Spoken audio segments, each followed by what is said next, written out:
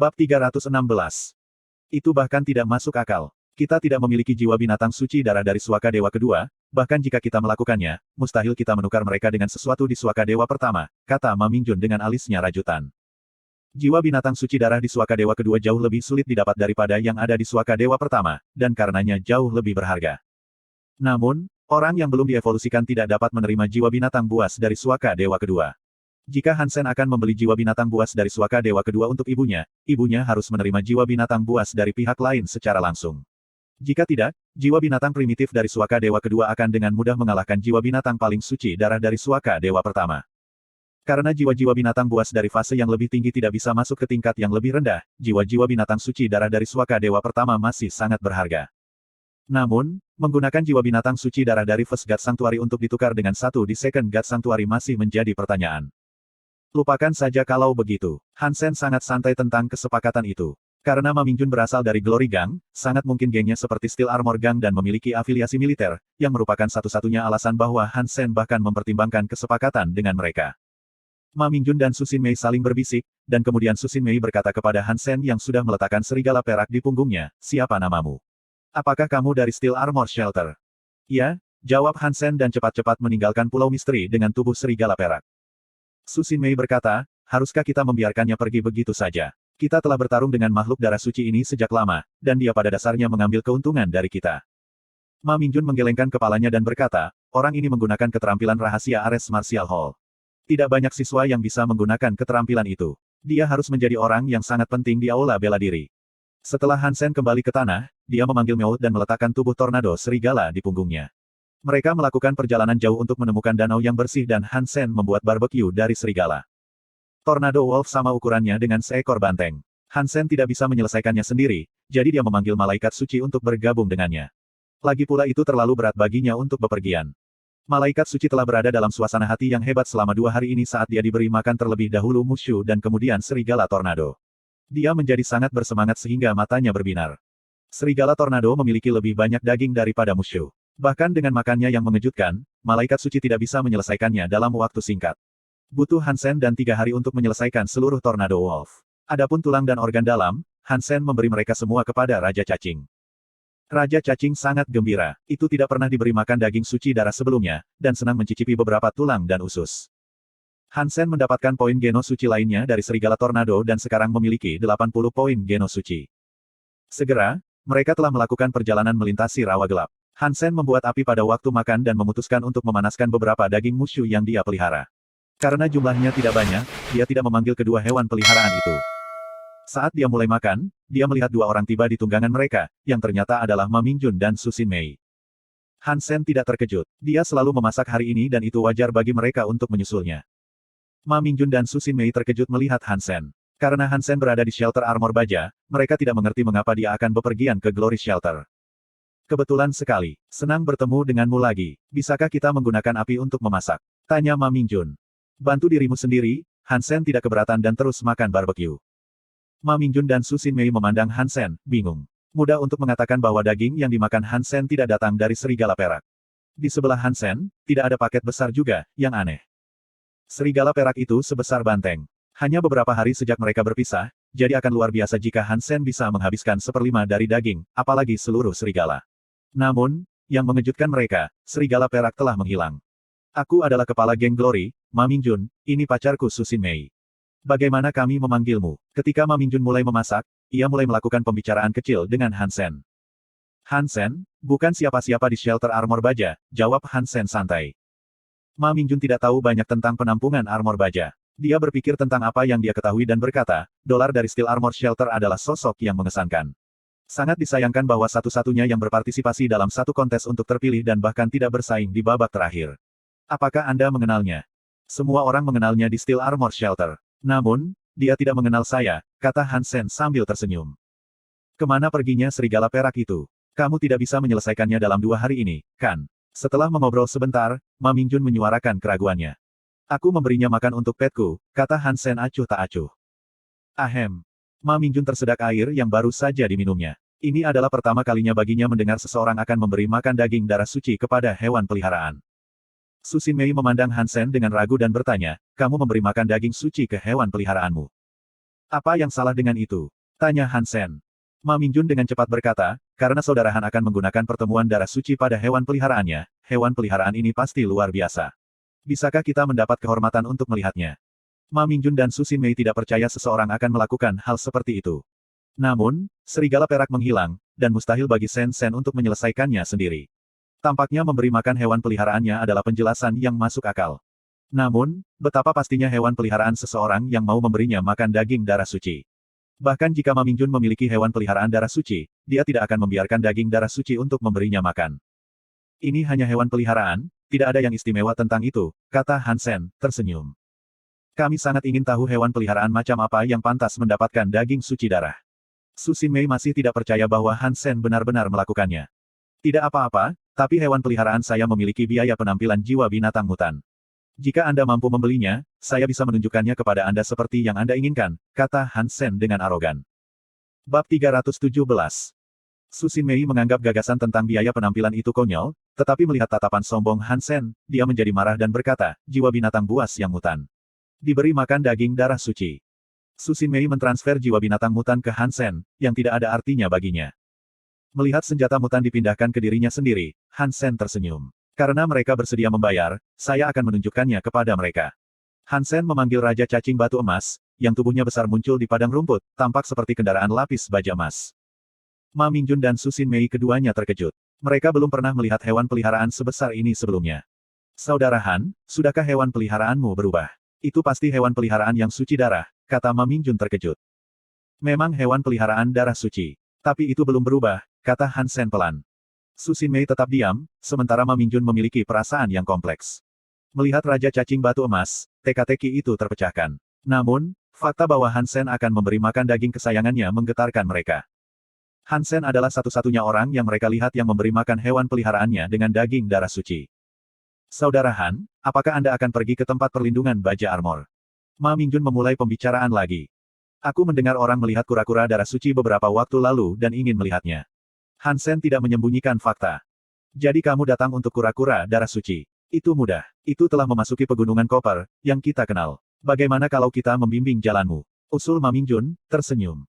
Ma Mingjun percaya itu berguna untuk membuat teman yang kuat yang bisa melakukan perjalanan antara tempat penampungan dan memberi makan daging suci ke hewan peliharaannya. Han Sen menyukai gagasan itu. Meskipun dia telah melakukan penelitian di Skynet tentang lokasi pegunungan Koper, gunung-gunung itu besar, dan itu tidak akan mudah baginya untuk menemukan kura-kura. Dengan seseorang yang memimpin, dia bisa menyelamatkan banyak masalah. Selain itu, Han Sen tidak benar-benar khawatir bahwa Ma Mingjun dan Su Xin Mei akan menyakitinya. Di seluruh tempat perlindungan pertama dewa, nyaris tidak ada yang bisa melukainya. Ma Mingjun dan Su Xin Mei menemani Han Sen ke Gunung Tembaga, menghemat banyak waktu bagi Han Sen. Melihat serigala tornado yang dinaiki Han Sen, Ma Mingjun dan Su Xin Mei merasa sedikit kesal. Namun, mereka tidak dapat membunuh serigala tornado pada awalnya dan tidak akan mampu menjemput lebih banyak orang untuk membantu mereka, karena mereka tidak memiliki sayap darah suci tambahan. Dalam 2 hari, ketiganya tiba di pegunungan Koper. Tubuh pegunungan memiliki warna merah anggur, yang membuat batu-batu itu terlihat seperti tembaga. Ada sedikit perkebunan di gunung-gunung ini, jadi mudah untuk menemukan seseorang di pegunungan. Namun, dengan puncak naik satu dari yang lain, sulit untuk menemukan kura-kura meskipun Ma Mingjun dan Su Xin Mei melihat ke arah mana ia pergi. Apapun itu, menjadikan mereka sebagai pemandu jauh lebih baik daripada menentukan arah sendirian. Han Sen mengikuti Ma Mingjun dan Su Xin Mei lebih dalam ke pegunungan. Setelah kurang dari sehari, mereka melihat sekelompok 8 orang yang telah memperhatikan mereka juga, melambai ke arah mereka. Segera, kelompok itu datang. Di antara mereka, seorang pria seusia Han Sen menyambut Ma Mingjun. Tuan, Ma, kenapa Anda juga di Copper Mountains? Apakah Anda juga tertarik dengan kura-kura darah suci itu? Meskipun pria itu tersenyum, dia tidak terdengar seperti sedang bercanda. Anda bercanda, Tuan Zhao. Kami Glory Gang sangat menderita untuk terakhir kalinya. Bagaimana saya berani mengambil risiko lagi? Hanya mengajak seorang teman untuk melihatnya, kata Ma Mingjun. Tatapan Zhao Guqing jatuh pada Han Sen. Dia bertanya sambil tersenyum, aku tidak percaya aku pernah bertemu teman ini sebelumnya. Hanya orang asing. Tidak perlu mengenal saya, kata Han Sen dan melewati sekelompok orang, mengendarai serigala tornado. Tuan Ma, terima kasih atas semua bantuan Anda. Saya pikir ini adalah di mana kita harus berpisah. Han Sen berbalik dan berkata kepada Ma Mingjun, kemudian melanjutkan perjalanan.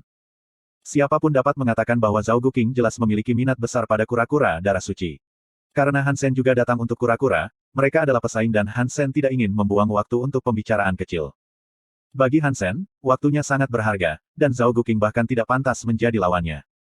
Orang-orang lain dalam kelompok Zhao Guqing berontak dan ingin menghentikan Hansen, sementara Zhao Guqing menghentikan mereka. Dia menatap Hansen yang mengendarai serigala tornado, berbalik untuk melihat Ma Mingjun dan bertanya, "Tuan Ma, temanmu cukup penuh dengan dirinya sendiri. Aku ingin tahu dari mana asalnya." Melihat Hansen yang telah pergi, Ma Mingjun tidak mengatakan apa-apa. Meskipun dia ingin berteman dengan Hansen, tetapi tidak masuk akal baginya untuk menyinggung Zhao Guqing juga. Ma Mingjun ragu-ragu dan memberitahu Zhao Guqing bagaimana dia bertemu Hansen. Glory Gang dan Zhao Guqing memiliki kolaborasi terus-menerus, dan Zhao Guqing juga menyediakan Glory Gang dengan peralatan termasuk senjata Z-Steel. Ma Mingjun tidak bisa tidak menyenangkan Zhao Guqing untuk orang yang tidak relevan. Tidak ada orang dari tempat penampungan lain. Bagaimana dia berani berbicara dengan kita seperti itu? Dia mungkin tidak berencana untuk hidup lama, ejek Liu Heiji yang berdiri di belakang Zhao Guqing. Zhao Guqing berkata, jika dia hanya ingin melihat kura-kura, itu tidak masalah. Namun, jika dia mencoba sesuatu, dia tidak akan jauh dari kematian.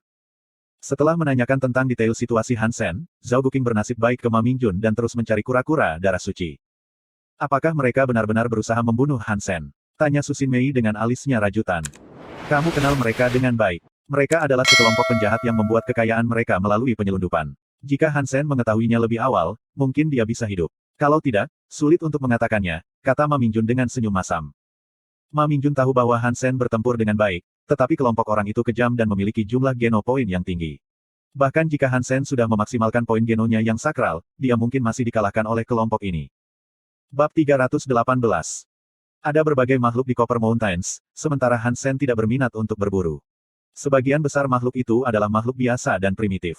Kadang-kadang, ada beberapa makhluk mutan, tetapi mereka semua terlalu besar dalam ukuran tubuh untuk dipertimbangkan oleh Hansen. Serigala tornado memiliki kecepatan yang luar biasa. Hansen belum cukup melihat gunung seperti itu. Hampir tidak ada makhluk yang bisa mengejar serigala. Menurut apa yang Ma Mingjun katakan kepadanya, Hansen mengendarai serigala tornado dan mencari di sekitar. Mungkin itu adalah keberuntungan, atau mungkin seberapa cepat serigala tornado itu, Hansen menemukan kura-kura legendaris setelah 1 hari. Kura-kura itu terlalu besar untuk diabaikan siapapun. Itu adalah kura-kura hitam yang sebesar mobil, memanjat di gunung berwarna tembaga. Meskipun lerengnya curam, kura-kura hitam itu memanjat dengan kecepatan tinggi dengan keempat kaki. Hansen tidak bergegas, tetapi memutuskan untuk mengamatinya. Kura-kura memiliki cangkang hitam dan leher serta anggota tubuh berwarna hijau gelap. Dengan melihat lebih dekat, ada pola merah anggur di kulit gelap, yang hampir tidak terlihat. Di kepala kura-kura, ada sepasang tanduk domba jantan. Dan anggota tubuhnya ditutupi dengan sisik hijau gelap. Setelah beberapa saat, kura-kura akan mencapai puncak gunung. Anehnya, meskipun pegunungan tembaga hampir tidak memiliki perkebunan, pohon buah yang subur tumbuh di puncak gunung itu. Pohon buah tingginya sekitar 15 kaki dan memiliki banyak bunga putih. Beberapa bunga sudah memudar, dan buah-buahan berwarna merah seperti rubi tumbuh. Ketika kura-kura mencapai pohon, ia berhasil berdiri di atas kaki belakangnya dan meletakkan kaki depannya di batang pohon. Meregangkan lehernya, ia mencoba menggigit buah. Apakah itu karena ingin memakan buah merah yang keluar dari laut? Hansen tercengang. Selama wajib belajar, Hansen telah belajar bahwa tanaman di Suaka Dewa tidak boleh dimakan, terutama buah-buahan dan akarnya. Mungkin itu karena perbedaan antara gen manusia dan gen makhluk, makan tanaman dari tempat perlindungan dewa mungkin lebih berbahaya daripada manfaat pada tubuh seseorang. Ada juga tanaman yang bisa dimakan, tetapi orang harus menjadi ahli di daerah itu untuk memberitahu.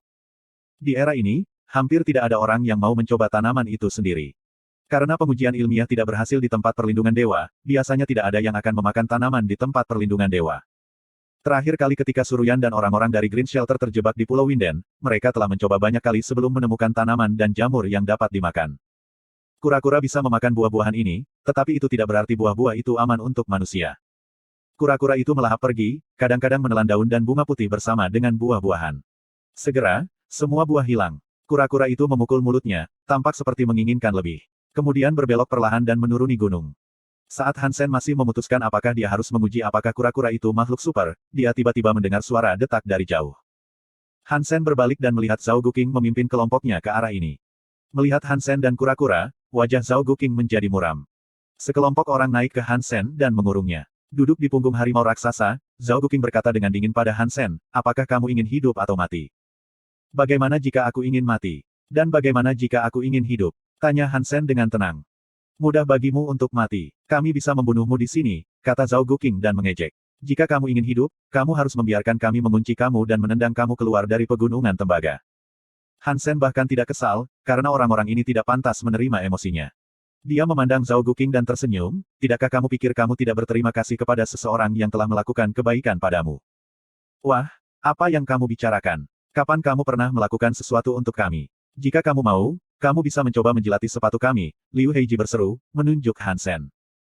Han Sen bahkan tidak berkenan untuk membalasnya. Dia melanjutkan dengan nada tenang, apakah kamu tidak tahu apa kebaikannya? Apa? Zhao Guqing mengerutkan kening dan terkejut oleh Han Sen. Han Sen terlalu tenang. Sepertinya dia bahkan tidak takut pada mereka. Zhao Guqing menatap seseorang di sebelahnya. Dua orang segera mencari-cari, tetapi tidak menemukan penyergapan kecuali Han Sen sendiri.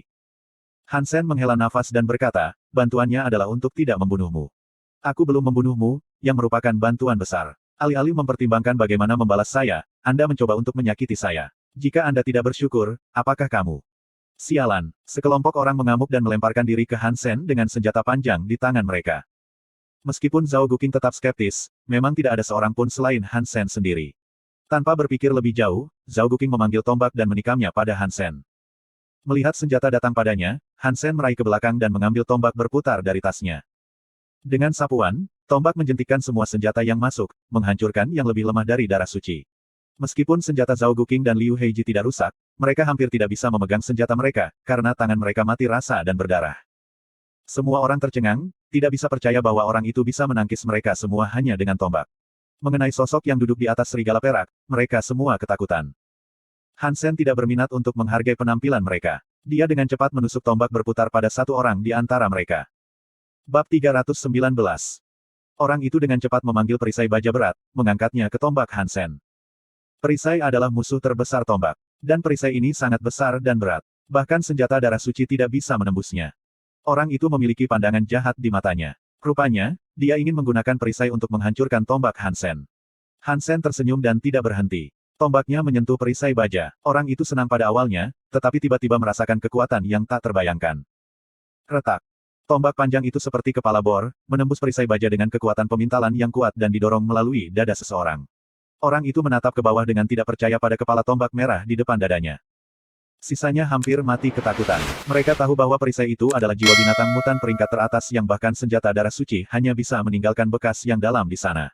Namun, tombak Han Sen menembus perisai dan orang itu pada saat yang sama.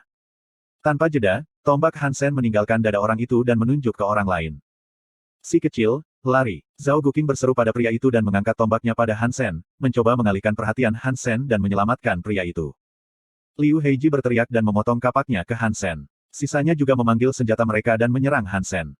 Pria yang disebut, si kecil, berubah bentuk menjadi monyet dan melompat menjauh dari serangan Han Sen. Namun, tombak Han Sen tiba-tiba dipercepat dan menusuknya di udara. Dan kemudian Han Sen masih punya waktu untuk memblokir senjata yang masuk. Gerakan Han Sen begitu halus sehingga itu luar biasa untuk ditonton. Nikmat bukan untuk membunuhmu. Mereka yang masih hidup tiba-tiba memikirkan apa yang dikatakan Han Sen, tetapi sudah terlambat untuk pertobatan mereka. Han Sen seperti Apollo. Dimanapun dia menyerang, nyawa akan diambil. Lari ke arah yang berbeda. Kita semua tidak bisa mati di sini. Zhao Guqing berbalik dan pergi di atas gunungnya, sakit karena teror. Setelah melihat banyak orang kuat di Suaka Dewa pertama, Zhao Guqing belum pernah melihat monster seperti Han Sen. Jika dia tidak melihat Han Sen dengan matanya sendiri, Zhao Guqing tidak akan percaya bahwa orang seperti itu ada di Suaka Dewa pertama. Han Sen seharusnya hanya menjadi evolver.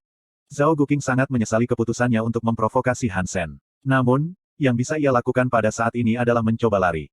Dia bahkan tidak berani memikirkan balas dendam. Orang lain segera berserakan. Para penjahat adalah sekelompok orang yang menentukan dan tidak akan berpikir dua kali sebelum mereka bertindak. Ah! Jeritan memenuhi lembah, satu demi satu dengan hampir tidak ada jeda di antara keduanya. Zhao Guqing menjadi pucat, menoleh ke belakang, dan melihat lelaki serigala perak yang memegang tombak hitam telah menewaskan 4 orang dan akan melemparkan dirinya ke Liu Heiji yang merupakan satu-satunya yang tersisa kecuali Zhao Guqing. Zhao Guqing hampir takut mati. Dia tidak membuang waktu dan menendang gunung darah sucinya. Han Sen seperti monster, membunuh 6 orang secara instan, yang semuanya telah membedakan diri dengan risiko hidup beberapa kali. Salah satu dari 6 bisa menangkis dengan terpilih. Namun, di bawah tombak orang itu, mereka semua mati dalam sekejap mata, bahkan ketika mereka berhamburan. Ah! Zhao Guqing terguncang oleh teriakan lain. Sejak dia mulai berlari, dudukan darah sucinya hanya mencapai 30 kaki, sementara ketujuh saudaranya terbunuh. Zhao Guqing bahkan tidak bisa membayangkan seperti apa orang yang tangguh ini. Mendesak gunung darah suci, Zhao Guqing mengira satu-satunya harapannya adalah dia bisa memulai. Selain itu, tunggangannya adalah jiwa binatang suci darah, jadi itu tidak akan mudah bagi Han Sen untuk menyusulnya. Tepat ketika Zhao Guqing punya ide, dia mendengar Han Sen menyusul. Bertolak belakang, Zhao Guqing melirik ke belakang. Dengan pandangan ini, kaki Zhao Guqing menjadi tungkai saat melihat serigala perak mempersempit jarak dengan kecepatan yang luar biasa. Dalam sekejap mata, pria dengan tampilan tenang hanya 10 kaki jauhnya. Tolong, sebelum Zhao Guqing menyelesaikan kalimatnya, Han Sen dan serigala tornado melewatinya dan tombak hitam mengalir di kepalanya dan keluar dari mulutnya, membungkam Zhao Guqing selamanya. Tanpa melihat mayat-mayat, Han Sen mengikuti kura-kura pada serigala tornado. Orang-orang ini tidak pantas mendapatkan perhatiannya. Itu seperti membunuh ayam baginya. Bantuannya bukan untuk membunuhmu. Namun, kelompok orang itu gagal memahami apa yang dimaksud Han Sen. Beberapa hari kemudian, seseorang menemukan mayat di pegunungan Koper, yang mengejutkan seluruh Glory Shelter. Kelompok orang mewakili geng besar di Glory Shelter. Namun, 8 dari mereka meninggal di pegunungan Koper, masing-masing dengan hanya 1 serangan, tanpa kecuali. Sulit membayangkan geng macam apa yang bisa membunuh mereka dengan cara ini. Setelah mendengar tentang kematian kelompok itu, Ma Mingjun dan Su Xinmei dengan cepat pergi untuk melihatnya. Ma Mingjun tiba-tiba menjadi pucat setelah melihat mayat-mayat itu. Dia berbalik untuk melihat Su Xinmei, yang telah kehilangan warna juga. Mereka semua punya ide yang mungkin membunuh Zhao Guqing. Di ransel Han Sen, jelas ada senjata panjang. Dan sekelompok orang pergi ke arah yang sama dengan Han Sen. Su Xinmei, jangan katakan sepatah kata pun tentang ini kepada siapapun, kata Ma Mingjun perlahan, rasa takut tumbuh dalam hatinya. Semua orang berpikir itu pasti geng yang membunuh kelompok Zhao Guqing. Namun, Ma Mingjun tahu itu adalah Han Sen sendiri. Memikirkan apa yang mungkin terjadi, dia merasakan getaran di punggungnya. Su Xinmei mengangguk dan terlalu terkejut untuk berbicara. Dia juga senang bahwa dia tidak mencoba sesuatu yang bodoh dengan Han Sen ketika mereka berada di Pulau Misteri. Bab 320. Di Copper Mountains, Han Sen mengejar kura-kura. Karena memakan akar atau buah-buahan dari tanaman tertentu, penyu melanjutkan perjalanannya di pegunungan tembaga. Kadang-kadang, di mana tidak ada tanaman sama sekali, kura-kura masih berhasil menggali beberapa makanan seperti jamur untuk dimakan. Han Sen menjadi semakin terkejut. Sebagian besar makhluk tidak perlu makan, sedangkan yang makan selalu luar biasa. Di antara semua makhluk yang dilihat Han Sen, yang paling luar biasa pastilah penanam emas.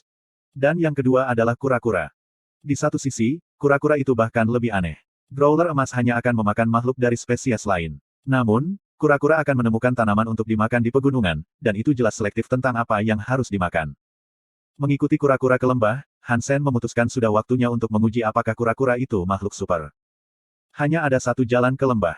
Han Sen mengambil kembali serigala tornado dan mengenakan baju besi kumbang hitam. Dia kemudian menarik pedang berlian dan memanggil pedang iblis untuk memperkuatnya.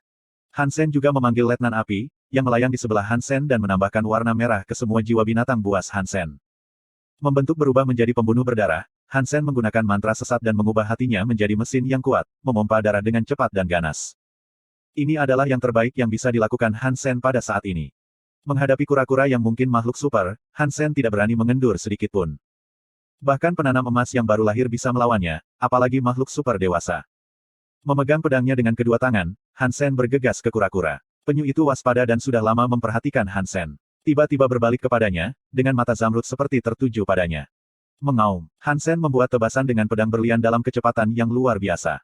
Ini adalah yang terbaik yang bisa dilakukan Han Sen sejauh ini. Bahkan jika Qin Xuan ada di sini, dia tidak akan bisa menangkis serangan ini.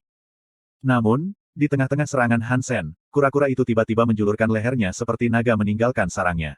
Seketika, mulut kura-kura menggigit pedang berlian. Han Sen kehilangan warnanya dan mencoba menarik pedang berlian kembali. Namun, dia tidak bisa menggerakkan pedangnya juga. Mulut kura-kura itu seperti kunci pas, memegang pedang berlian di tempatnya. Detik berikutnya, Han Sen mendengar suara retakan. Pedang berlian yang bisa menandingi senjata jiwa binatang suci darah suci, dengan tambahan dari pedang iblis dan letnan api, dihancurkan di bawah gigitan kura-kura.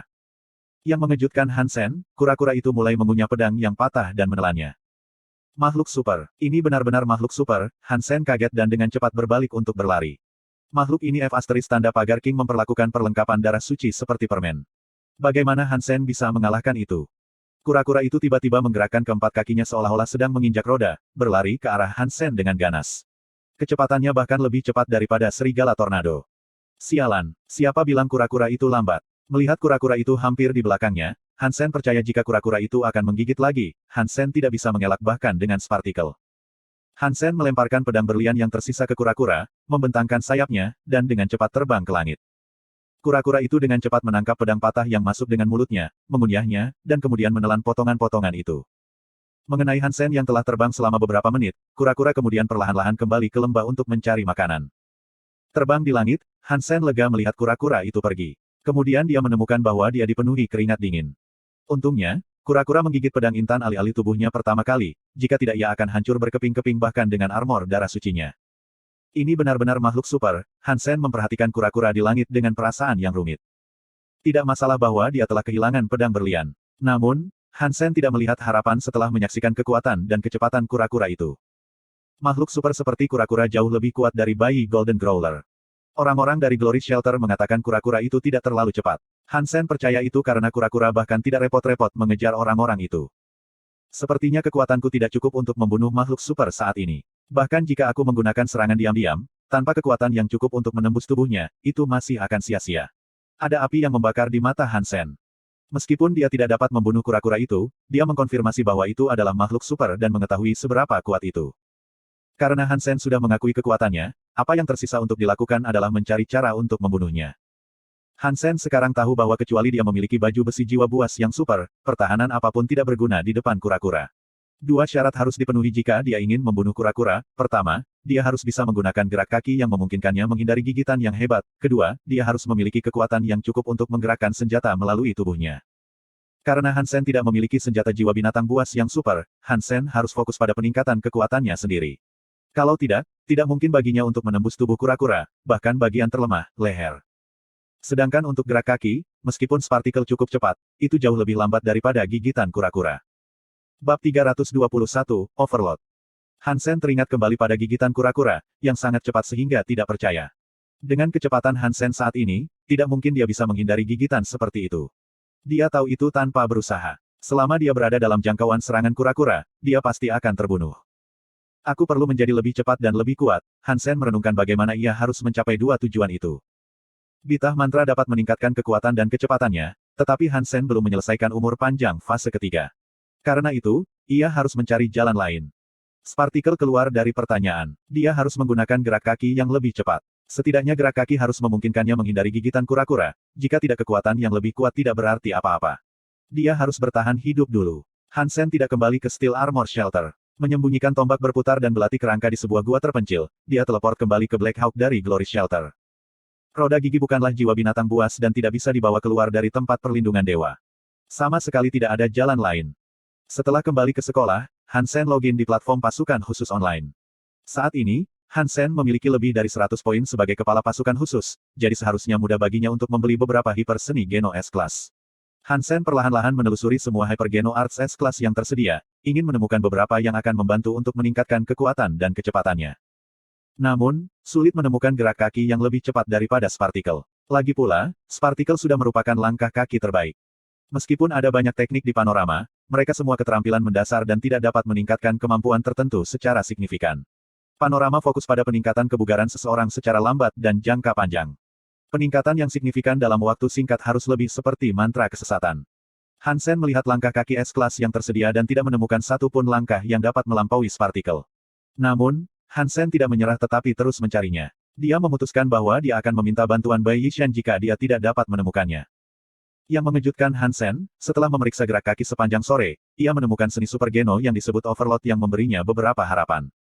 Teori Overload adalah membuat tubuh seseorang bekerja di bawah kondisi ekstrim yang melampaui batas seseorang. Itu untuk membakar energi seseorang untuk memanfaatkan potensi seseorang. Semakin banyak beban yang bisa ditanggung tubuh seseorang, semakin kuat kekuatannya. Itu agak seperti overlock prosesor atau kartu grafis di komputer kuno. Itu untuk mereset beberapa komponen komputer sehingga ia berlari lebih cepat dari kecepatan yang ditentukan pabrikan, dari 2,0 hingga 3,0, atau bahkan 3,5 atau lebih tinggi. Namun, dengan melakukan itu, beban pada tubuh seseorang akan sangat meningkat. Melakukan overload, tubuh akan cenderung runtuh. Secara teknis, overload dapat meningkatkan kemampuan seseorang tanpa batas. Namun, jika tubuh tidak bisa menerimanya, seseorang akan mati karena menggunakan kelebihan. Kebugaran adalah kunci dalam berlatih kelebihan. Semakin baik kebugaran, semakin besar potensinya. Selain itu, seseorang harus mengontrol tingkat kelebihan, jika tidak tubuh seseorang akan dihancurkan. Hansen tidak punya banyak waktu untuk dipertimbangkan. Kelebihan adalah cara paling efektif baginya untuk meningkatkan pada saat ini. Itu bahkan lebih langsung daripada mantra kesesatan. Kelebihan beban dapat meningkatkan kecepatan dan kekuatan dalam waktu yang sangat singkat. Namun, Mantra kesesatan tidak memiliki efek samping, sementara overload berbahaya untuk dipraktikkan. Dengan overload, Hansen tidak perlu belajar gerak kaki lainnya. Ketika dia menggunakan overload dan spartikel, dia mungkin bisa menghindari gigitan kura-kura. Hansen menggunakan 30 kredit di regu khusus untuk membeli overload, yang ia sukai. Dia bersedia menghabiskan apapun yang akan membantunya meningkatkan diri. Gagasan untuk menjadi evolver pertama dengan poin super geno dimaksimalkan membuat Hansen membakar dengan penuh semangat. Solusi Geno Overload akan dikirimkan ke Black Hawk pada hari berikutnya, jadi Hansen mengunduh tutorial Overload terlebih dahulu. Hansen, apa yang kamu lakukan? Si Zikang melihat Hansen di asrama dan menepuk pundaknya. Hanya melihat tutorial beberapa seni hipergeno, jawab Hansen santai. Bisakah kamu bertahan pada yang kedua dan bantu aku dulu? Si Zikang bertanya dengan nada membujuk. Bantuan apa? Ini tidak bisa terlalu memakan waktu, kata Hansen sambil tersenyum. Tidak, itu akan sangat mudah bagimu, kata si Zikang dengan lengannya di atas bahu Hansen. Bukankah kamu sering berkunjung ke platform gladiator? Ya, bagaimana dengan itu? Jika Anda ingin mencobanya, Anda dapat mendaftarkan akun di sana juga. Biaya pendaftarannya tidak tinggi. Hansen tidak mengerti apa yang disukai. Aku telah menjadi anggota, tapi, kamu tahu, aku bukan pejuang yang hebat, si Zikang tergagap. Maka kamu perlu berlatih lebih banyak. Bukankah kamu mendaftar untuk berlatih? Hansen berkata. Mungkin agak terlambat untuk itu. Itu sebabnya aku ingin meminta bantuanmu, si Zikang tersipu dan memberitahu Hansen apa yang terjadi. Bukankah pacarmu dari Departemen Warframe? Kapan dia mengubah jurusannya menjadi seni bela diri? Hansen memandang si Zikang dari atas ke bawah. Cowok ini jauh lebih baik dalam urusan romantis daripada Hansen. Sejauh yang diketahui Hansen, si Zikang sudah memiliki 6 pacar berbeda. Pada titik ini, pacar si Zikang berada di Departemen Seni Bela Diri dan sering pergi ke gladiator dengan teman-teman. Meskipun si Zikang memiliki kekuatan besar, dia tidak bisa dibandingkan dengan mereka yang berada di jurusan seni bela diri, itulah sebabnya dia ingin Hansen mendukungnya. Baiklah, aku berniat untuk pergi dengan gladiator, Hansen setuju. Bab 322, Curang. Setelah keduanya meninggalkan asrama dan memasuki ruang pelatihan, si Zikang bertanya tentang ide Hansen dan memilih perangkat holografik. Hansen juga memilih perangkat dan masuk. Hansen segera melihat undangan seorang teman dari si Zikang, yang nama ID-nya adalah Raja Tombak, yang merupakan nama yang oke, tetapi Hansen merasa agak promiskuous karena digunakan oleh si Zikang mengundang Hansen ke ruang permainannya. Di sebelah si berdiri seorang gadis kecil mungil, baik, bersama dengan banyak siswa dari Departemen Seni Bela Diri. Para siswa sangat senang ketika mereka melihat Hansen, jelas tertarik untuk berbicara dengannya. Cara Hansen mengalahkan Jingjia beberapa waktu lalu sangat mengesankan sehingga semua siswa Black Hawk sangat kagum pada Hansen. Si Zikang merasa sedikit kesal. Awalnya dia ingin membual tentang hubungannya yang dekat dengan Hansen, sementara pacar dan teman-temannya mengabaikannya setelah melihat Hansen. Setelah mengobrol dengan para siswa secara singkat, Hansen melirik keduanya dalam pertempuran dan bertanya, apakah mereka juga siswa Black Hawk? Huang Jianqiu ada di departemen saya, tapi saya tidak tahu orang lain, kata Yu Qinqin, pacar si Zikang. Hansen, apakah kamu pikir Huang Jianqiu bisa menang? Tanya seorang gadis, khawatir. Hansen merenung dan berkata, sepertinya level Huang Jianqiu lebih rendah dari lawannya. Akan sulit baginya untuk menang. Bagus, setidaknya seseorang tahu barang-barangnya, kata suara sembrono. Para siswa Black Hawk menoleh untuk melihat pembicara, yang adalah seorang pria muda yang tinggi dan ramping dengan ekspresi menghina di wajahnya. Dia tampak terlalu tua untuk menjadi siswa sekolah militer, jadi dia harus menjadi teman lawan Huang Jianqiu.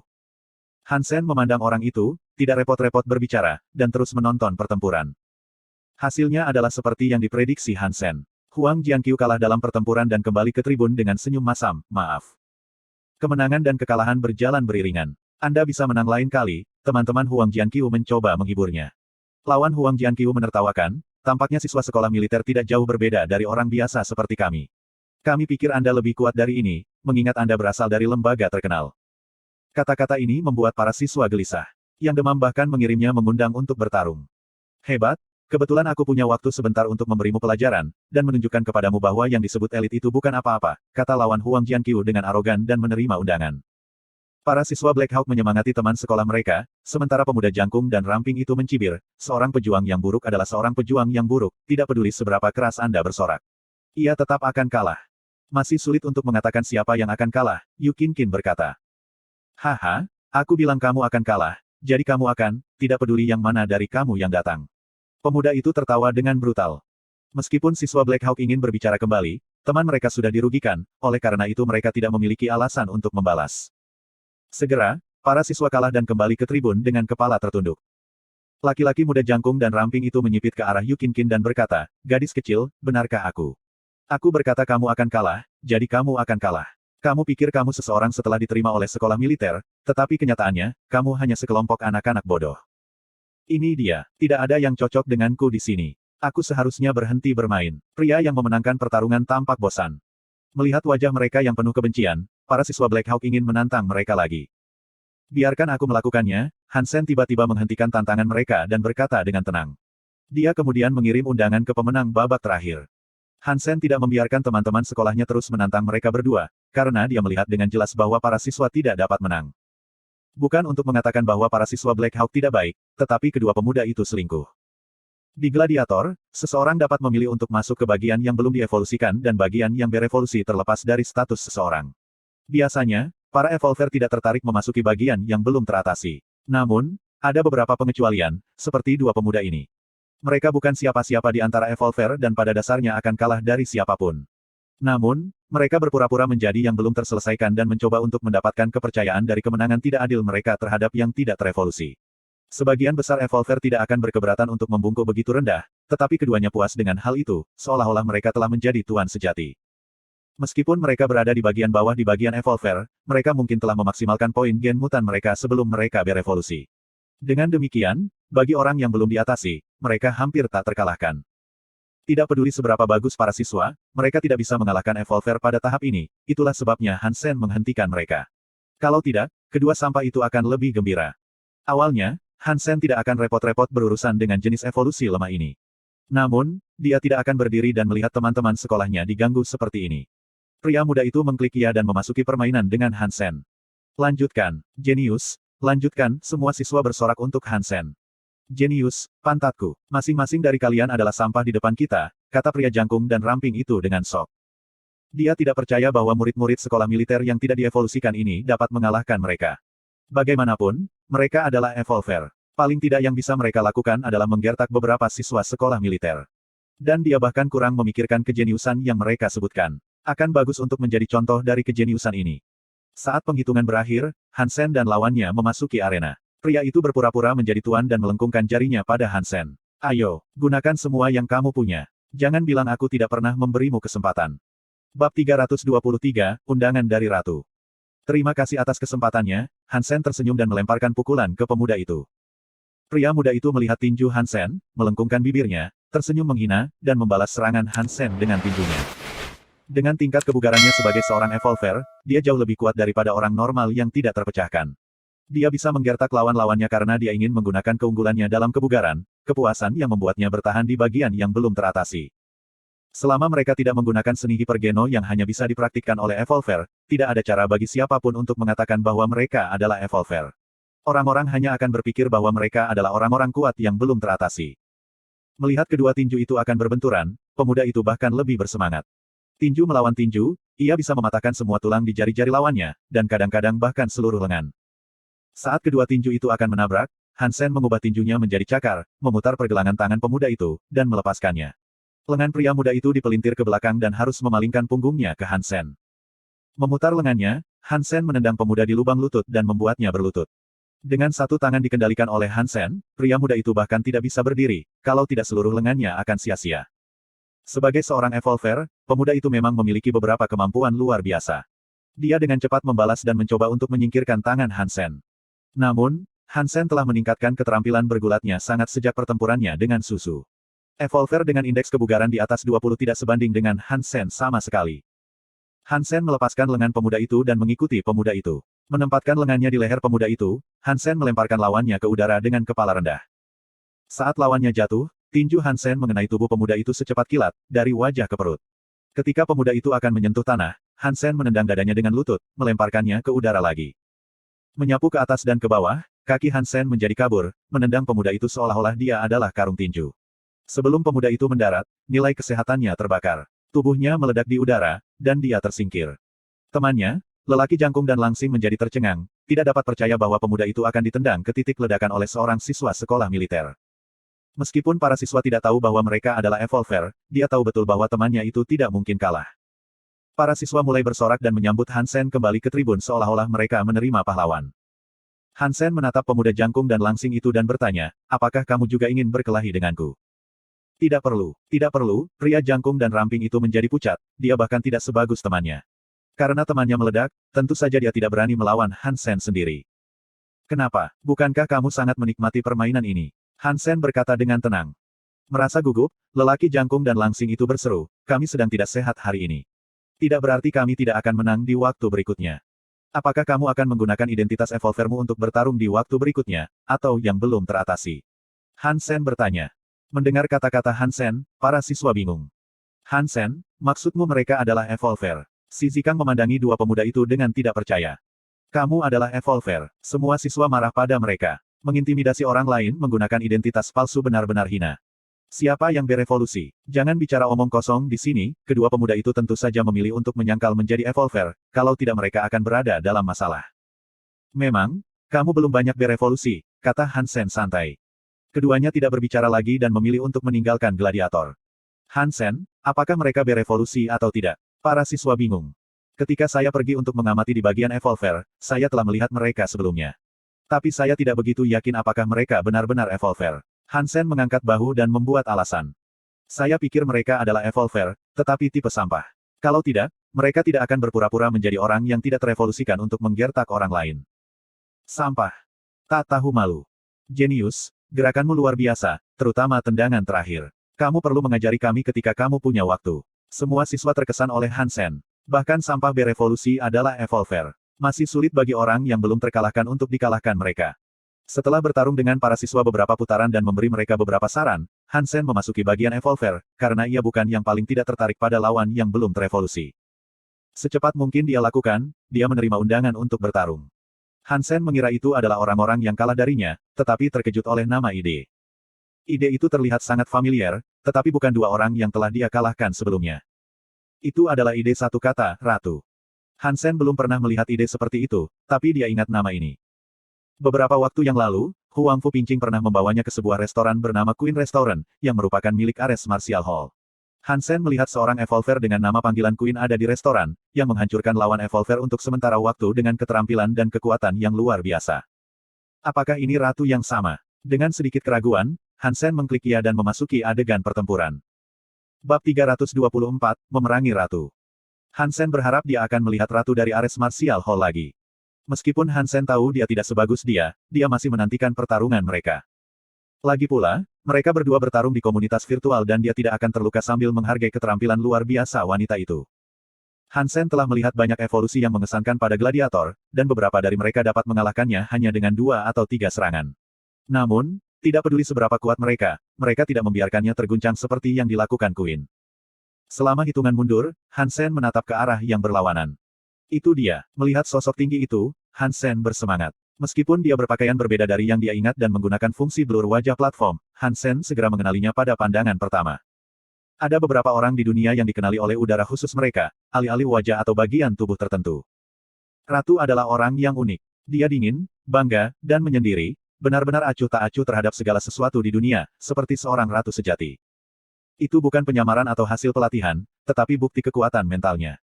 Meskipun Hansen tidak tahu mengapa ratu akan mengundang dia untuk bertarung, undangannya membuatnya melompat dengan gembira. Menang atau kalah tidak penting. Hansen menghargai pengalaman untuk melawan lawan yang kuat. Alasan mengapa ratu memilih Hansen bukan karena dia melihat sesuatu dalam dirinya. Bahkan, ratu bahkan tidak tahu Hansen ada. Tidak ada yang bisa membuat ratu melakukan apapun jika dia tidak mau, kecuali satu orang, Presiden Ares Martial Hall, Huang Fu Xiongcheng. Karena Ken merekomendasikan A Soldier on Warship ke Qian Hezen menjadi tertarik pada prajurit itu. Namun, Huang Fu Xiongcheng memiliki aturan ketat tentang pelatihan Qian Hezen.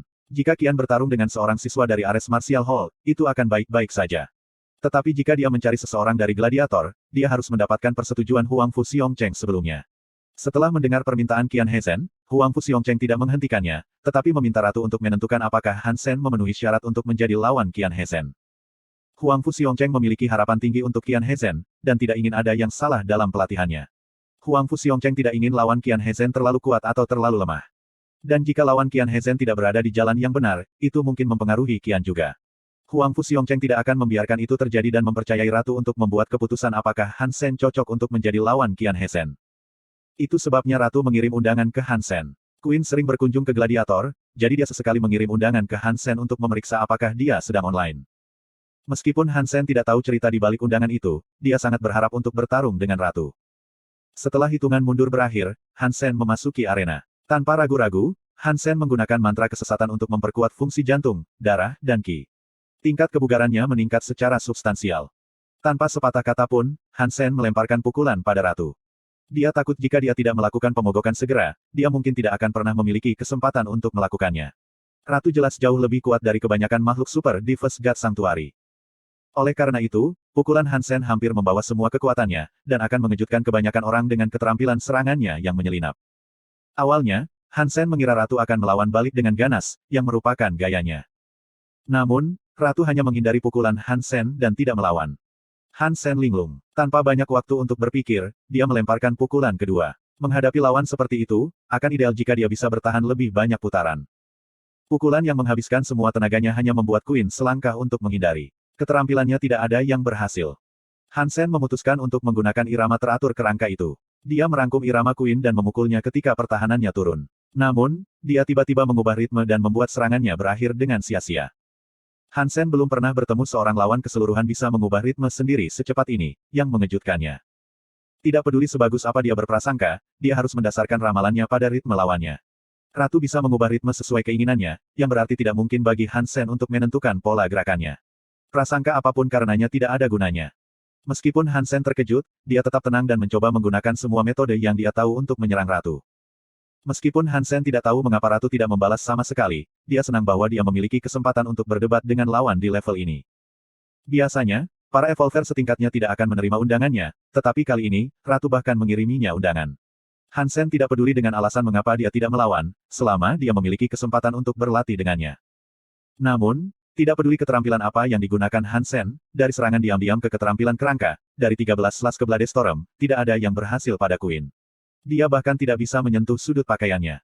Yang lebih menakutkan adalah bahwa hanya dengan menghindari serangan Hansen, ratu berhasil memaksa Hansen ke sudut. Dan dia tidak menyadarinya sampai itu terjadi. Hansen tercengang. Dia adalah orang yang melakukan semua serangan, sementara ratu berhasil memaksanya ke sudut hanya dengan menghindari serangannya. Dia tidak bisa membayangkan seberapa lebar jarak di antara mereka berdua. Akhirnya, ketika Hansen dipaksa ke sudut, ratu melakukan serangan pertamanya. Melompat di udara, dia menendang kakinya ke dada Hansen. Babak 325, Kiting. Hansen tidak punya ruang untuk berlari. Mencapai dia dalam sedetik, tendangan ratu bahkan lebih mengerikan dari gigitan kura-kura. Hansen segera mencoba untuk memblokir kaki ratu yang masuk dengan kedua tangan, menggunakan diversion dan teknik kemelekatan, berharap dia bisa meminjam kekuatan ratu. Tapi itu tidak berguna. Untuk menggunakan diversion, dia harus memahami kekuatan lawannya. Untuk berpegang teguh pada lawannya, ia harus mengikuti kekuatan ratu. Namun, tendangan ratu sangat tajam dan cepat sehingga Hansen tidak punya waktu untuk melakukan hal itu. Bang! Kakinya menendang tangan Hansen dan kemudian dadanya. Dia merasa seluruh tubuhnya hancur berkeping-keping. Kemudian tubuh tiruannya tiba-tiba menghilang. Terbunuh dengan satu serangan, dan bahkan tidak di bagian tubuh yang vital. Hanya ada satu kemungkinan bagi sistem untuk membuat penilaian seperti itu, kekuatan kedua belah pihak terlalu jauh sehingga mereka tidak berada pada level yang sama. Hansen kembali ke ruang tunggu dan mengirim permintaan pertemanan kepada ratu. Jika mereka bisa bertemu lagi, Hansen ingin melawan ratu di waktu yang berbeda. Jika dia tidak mau menambahkannya, dia tidak akan rugi. Tanpa diduga, ratu menerima permintaan itu dan Hansen senang melihat ratu dalam daftar temannya. Ketika dia akan mengirim ratu undangan untuk bertarung lagi, namanya menjadi gelap. Jelas, dia telah meninggalkan gladiator. Sayang sekali, tetapi karena dia sudah menambahkan saya percaya saya akan memiliki kesempatan lain di masa depan. Pikir Hansen, menjilat bibirnya. Ratu jauh lebih kuat dari makhluk super. Jika dia memiliki lebih banyak kesempatan untuk berlatih dengannya, akan bagus baginya untuk mempersiapkan dirinya sendiri untuk berburu di masa depan. Hansen tidak repot-repot berpikir mengapa ratu akan melawannya. Dia tidak menggunakan identitas aslinya untuk mendaftar dan bahkan menggunakan fungsi blur wajah. Tidak ada yang harus tahu siapa dia, dan ratu seharusnya tidak bisa mencari tahu. Sebelum Hansen meninggalkan platform, ia membayar untuk mengunduh video pertarungan ke komlingnya. Hansen memutuskan untuk mempelajari video itu dan mencari tahu bagaimana ratu berhasil memaksanya ke sudut. Setelah meninggalkan gladiator, Queen memutar nomor dan membuat panggilan singkat. Dia melaporkan kepada Huang Fuxiongcheng kesimpulannya, yang dia yakini Soldier on Warship adalah lawan yang cocok untuk Qian Heisen. Meskipun dia mengalahkan Hansen dengan hanya satu pukulan, kinerja Hansen di luar harapannya, itulah sebabnya ratu setuju untuk menambahkannya.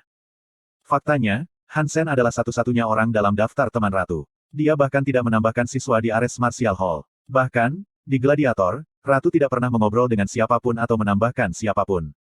Alasan dia setuju untuk menambahkan Hansen adalah bahwa meskipun kebugarannya lemah, dia memiliki beberapa teknik yang menginspirasi dia. Misalnya, cara Hansen melakukan serangan cukup licik sehingga dia hanya bisa mengatakan niatnya setelah dia mendekatinya. Dan Hansen jelas memiliki pemahaman yang baik tentang ritme, yang memaksanya untuk mengubah ritme untuk mengatasi serangannya. Selain itu, Hansen mengendalikan kekuatan dan tubuhnya dengan sangat baik, yang jarang terjadi di antara orang-orang dengan tingkat kebugarannya.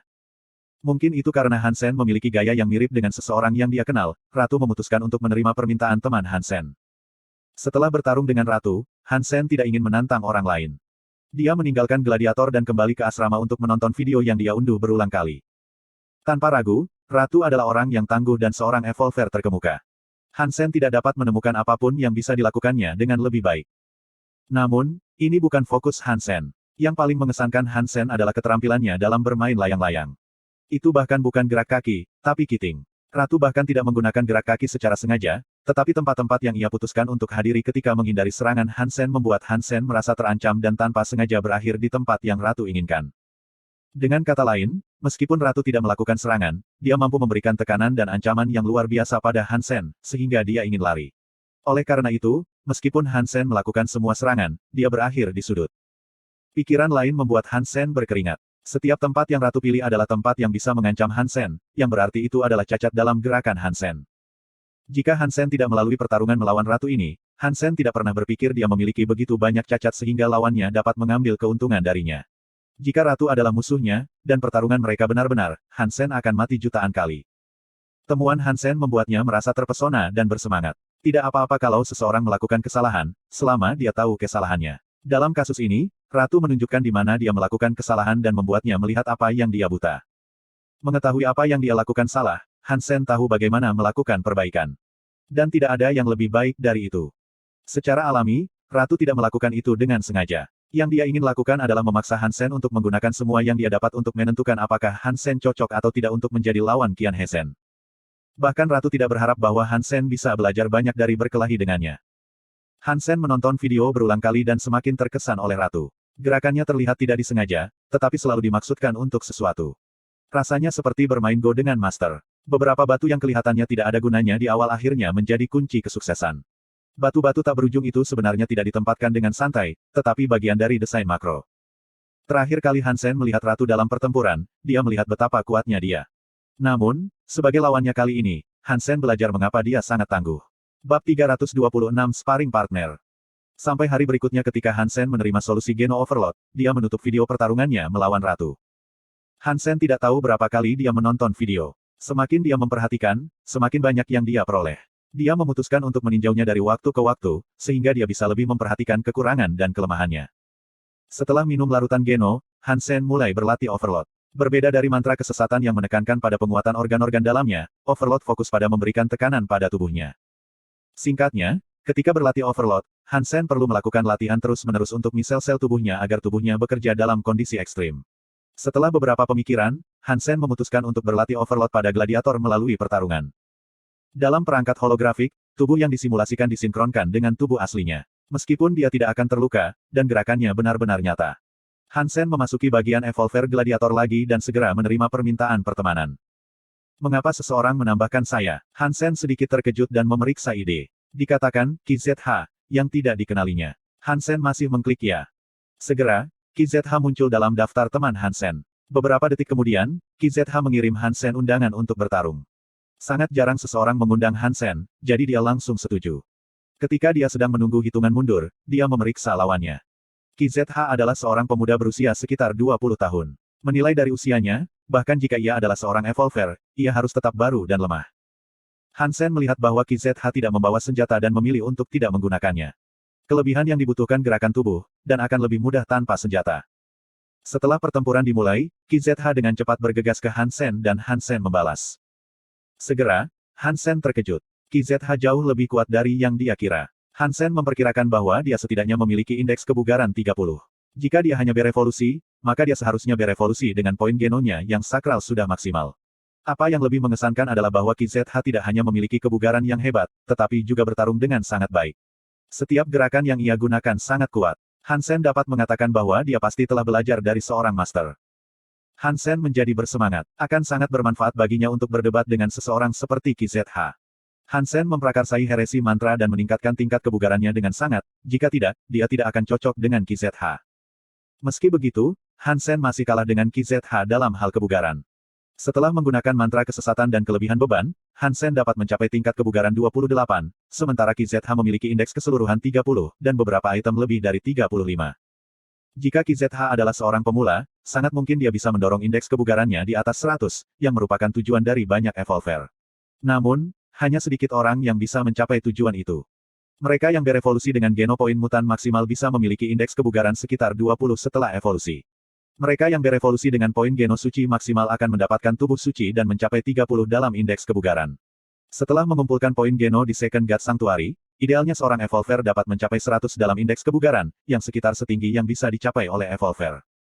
Hansen senang melawan QZH, yang kuat tetapi tidak cukup kuat untuk menghilangkan Hansen secara instan. Hansen menggunakan segala macam metode untuk melawan QZH dan menstimulasi vitalitas sel-sel tubuhnya dan kelebihannya. Pada awalnya, Overload hanya memiliki efek terbatas. Hansen harus membuat terobosan dalam kondisi Overload untuk meningkatkan efeknya. Bang! Dalam setengah jam, Hansen dikalahkan oleh QZH. QZH lebih baik daripada dia dalam setiap aspek dan tidak meninggalkannya kesempatan untuk melawan. Hansen tidak merasa kesal dan mengirimi QZH undangan. QZH langsung setuju.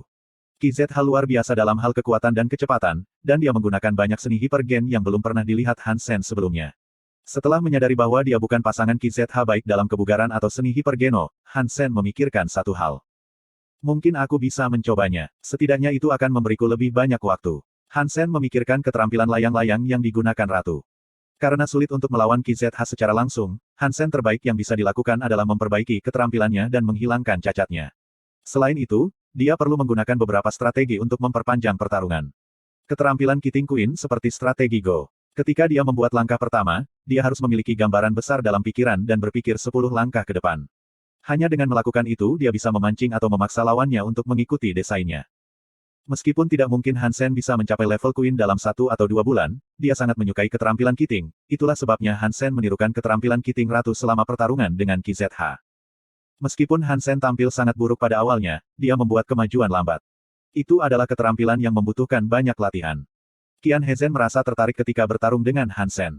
Qian Hezen selalu berlatih dengan para evolver di Ares Martial Hall. Meskipun para evolver itu memiliki banyak keterampilan, Qian Hezen secara bertahap akan mengetahui pola gerakan mereka. Namun, pertempuran melawan Hansen berbeda. Hansen telah menunjukkan kepadanya hal-hal yang berbeda, seperti irama teratur dan serangan aneh, kadang-kadang bahkan trik Qian Hezen sendiri. Qian Hezen berpikir Hansen adalah orang yang aneh. Qian Hezen menganggap apa yang dia pelajari cukup eklektik, sementara Hansen tidak pernah berhenti mengejutkannya, yang memberinya banyak inspirasi. Qian Hezen dan Hansen tidak berkomunikasi sama sekali, dan selalu memulai pertempuran begitu mereka melihat satu sama lain, yang berlangsung berhari-hari. Tanpa percakapan apapun, kedua orang itu tenggelam dalam praktik mereka sendiri dan menganggap satu sama lain sebagai mitra sparring. Babak 327, Juara Mutlak. Qian Hezen telah menghabiskan banyak waktu untuk gladiator baru-baru ini, tetapi dia merasa semakin banyak tekanan. Semakin sulit baginya untuk mengalahkan Hansen. Pada awalnya, Qian Hezen hanya tertarik dengan trik Hansen yang tak terduga. Namun, butuh usaha yang lebih dan lebih banyak untuk mengalahkan Hansen. 2 hari ini, dia harus menggunakan semua yang dia dapatkan dan mencari terobosan baru untuk menang. Masalah utama adalah bahwa kebugaran Hansen menjadi semakin baik, yang membuat Qian Hezen kehilangan keunggulannya. Sebenarnya, itu bukan karena peningkatan kebugaran Hansen yang sebenarnya, tetapi kemajuan yang dia buat dalam berlatih Overload. Sekarang, Hansen bisa tampil lebih baik di bawah Overload, yang membuat Qian Hezen merasa Hansen mendapatkan fisik yang lebih baik. Di bawah Overload, pertempuran itu berbahaya bagi Hansen. Setelah Overload melampaui batasnya, akan ada konsekuensi yang mengerikan. Namun, pada titik ini, tubuh Hansen belum mencapai batas itu. Tidak cukup cepat. Kecepatan ini tidak cukup bagiku untuk menghindari gigitan kura-kura. Tubuh Hansen bergerak dengan kecepatan menyilaukan di kakinya hampir menjadi kabur dengan spartikel dikerahkan. Meskipun Hansen menghabiskan sebagian besar waktunya untuk gladiator, dia akan berlatih 1 jam per hari tanpa perangkat holografik. Dalam pertarungan virtual, dia tidak bisa merasakan setiap detail, yang membuat pelatihan 1 jam menjadi keharusan. Lokasi yang dipilih oleh Hansen untuk pelatihannya adalah tempat dari Heavy Warframe Society, yang terus menjadi masyarakat yang tidak populer. Setelah Fatih dan Skinny lulus, hanya Hansen dan teman-temannya yang tersisa di masyarakat. Karena Wang Mengmeng, sekolah mengizinkan mereka menjaga masyarakat dan gudang mereka. Namun, Tidak ada yang akan datang ke sini dengan normal. Kali ini, bagaimanapun, seseorang sedang menonton kereta Hansen dari jauh. Jingjia menyaksikan kereta Hansen dengan emosi yang kompleks. Sejak dia kalah dari Hansen terakhir kali, Jingjia telah mempelajari panah berputar lebih keras untuk waktu yang lama. Namun, tidak peduli sekeras apapun dia berusaha, dia tidak akan sebaik Hansen. Mendengar tentang pelatihan Hansen, Jingjia memutuskan untuk menunggu Hansen di sana dan berbicara dengannya. Namun, Hansen langsung memulai pelatihan sejak dia datang ke sini, jadi Jingjia memperhatikan dan menunggu. Setelah menonton sebentar, tampilan Jingjia telah berubah. Meskipun Hansen hanya melakukan latihan lari ulang-alik, Jingjia dikejutkan oleh kecepatan Hansen. Dia hanya melihat kecepatan seperti itu di antara para evolver. Dalam semua orang yang belum dievolusikan yang dia kenal, Jingjia belum pernah menyaksikan kecepatan seperti itu, bahkan dengan kakaknya Jingjiwu. Hansen bahkan belum menggunakan mantra kesesatan, kalau tidak dia akan memiliki kecepatan lebih tinggi. Apakah kamu membutuhkan saya untuk sesuatu? Setelah pelatihan, Hansen duduk di kursi, menyeka wajahnya, minum air, dan memandang ke Jingjia. Dia telah memperhatikan Jingjia sejak awal. Katamu kau akan mengajariku panah berputar. Apakah itu benar? Kata Jingjia, mengunyah bibirnya. Bagi seseorang yang sesombong Jingjia, tidak mudah untuk memohon. Tentu saja, jika Anda ingin belajar, yang perlu Anda lakukan adalah membayar saya uang sekolah, dan kemudian saya akan merasa senang mengajar Anda, kata Hansen sambil tersenyum. Apakah kamu tidak takut kalau aku akan belajar darimu dan kemudian mengalahkanmu? Jingjia menatap Hansen dan bertanya. Hansen telah menghabiskan botol air itu, melemparkan botol kosong itu ke tempat sampah, dan berkata, selama itu adalah sesuatu yang telah saya pelajari, saya akan menjadi yang terbaik dalam hal itu. Jika Anda ingin belajar, saya bisa mengajari Anda apa saja waktu, tetapi Anda tidak akan pernah bisa mengalahkan saya. Melihat ekspresi Hansen, Jingjia mengertakkan giginya dan berkata, aku ingin belajar. Kapan kamu bisa mulai mengajariku? Jika kamu membayar saya, kita bisa mulai sekarang, Hansen tersenyum dan berkata. Jingjia segera membayar Hansen apa yang dia minta. Dia tidak percaya dia akan kalah dari Hansen. Dengan bakatnya, yang dia miliki hanyalah trik Hansen. Selama dia mempelajari trik Hansen, dia tidak akan pernah kalah dari Hansen lagi. Setelah mengambil uang, Hansen mulai mengajar Jingjia panah berputar. Karena Jingjia sudah berlatih keras untuk itu, mudah untuk mengajarinya. Hansen tidak memesan apapun ketika dia mengajar. Dia mengajar Jingjia segala yang perlu dia ketahui tentang panah berputar, dan yang tersisa untuk dilakukan adalah agar Jing berlatih. Seperti yang dikatakan Hansen, dia tidak takut orang lain akan belajar darinya, karena dia masih akan menjadi juara mutlak menggunakan teknik yang sama. Selain itu, panah berputar hanya satu petunjuk dalam sistem ilmunya. Meskipun trik penting dalam seni bela diri, yang lebih penting adalah menggunakan trik yang tepat pada waktu yang tepat. Aplikasi adalah kunci untuk semua jenis seni bela diri. Jingjia hanya belajar cara menembakkan panah berputar, tetapi tidak memiliki gayanya sendiri. Karena Jingjia bersedia membayar, Hansen tidak keberatan mendapatkan uang. Meskipun dia tidak membutuhkan uang pada saat ini, lebih banyak uang tunai tidak ada salahnya. Jingjia pada awalnya takut bahwa Hansen mungkin memiliki beberapa keberatan dan hanya mengajari dia bagian dari triknya. Namun, dia segera menemukan bahwa jika dia telah mempelajari semua yang diajarkan Hansen kepadanya, dia akan dapat menembakkan panah berputar seperti yang dilakukan Hansen, jika tidak lebih baik. Apakah dia begitu percaya diri? Kenapa dia percaya dia akan selalu mengalahkanku? Menonton Hansen pergi, Jingjia tidak tahu harus berpikir apa. Setelah kembali ke asramanya, Hansen menerima telepon dari Gambler, yang mengatakan kepadanya bahwa ada misi baru yang ditugaskan oleh manajemen. Setelah meninjau informasi yang dikirim penjudi kepadanya, Hansen terkejut bahwa ada orang seperti itu di tempat perlindungan dewa. Hansen merenungkan dan memberitahu Gambler bahwa dia ingin menjalankan misinya sendiri. Di satu sisi, misi itu terlalu berbahaya bagi sebagian besar anggota lain dalam pasukan khusus. Di sisi lain, Hansen ingin bertemu orang itu sendiri, itulah sebabnya ia memutuskan untuk mengambil misi. Lebih penting lagi, orang itu saat ini berada di Glory Shelter. Bab 328, Botani. Isi dari misi adalah untuk memberikan perlindungan bagi target ketika target tiba di Steel Armor Shelter dan menemani target ke shelter berikutnya. Pada titik ini, target masih di Glory Shelter dan akan melakukan perjalanan ke Steel Armor Shelter. Hansen memutuskan untuk memenuhi target sebelum misi dimulai. Sasarannya adalah seorang profesor bernama Sun Minghua. Menurut profilnya, usianya sekitar 80 tahun dan telah mencapai maksimal pada keempat jenis Genopoint. Namun, dia masih memilih untuk tinggal di Suaka Dewa Pertama daripada memasuki Second, karena dia adalah seorang profesor botani. Dia telah melakukan pekerjaan penelitian di perkebunan di First God Sanctuary selama beberapa dekade. Faktanya, meskipun Sun Minghua telah memaksimalkan poin genonya, ia tidak bisa bertarung dengan baik. Yang dia miliki hanyalah fisik yang kuat. Sun Minghua tidak menghabiskan waktu untuk mempraktikkan keterampilan seni gener atau pertempuran, tetapi menggunakan semua energinya untuk mempelajari tanaman di Suaka Dewa Pertama. Semua poin genonya berasal dari daging yang disediakan oleh aliansi. Dia tidak pernah berburu. Han Sen sangat menghormati orang-orang seperti ini. Jika Sun Minghua memilih untuk tinggal di Suaka Dewa pertama, ia akan menua jauh lebih cepat daripada Evolver.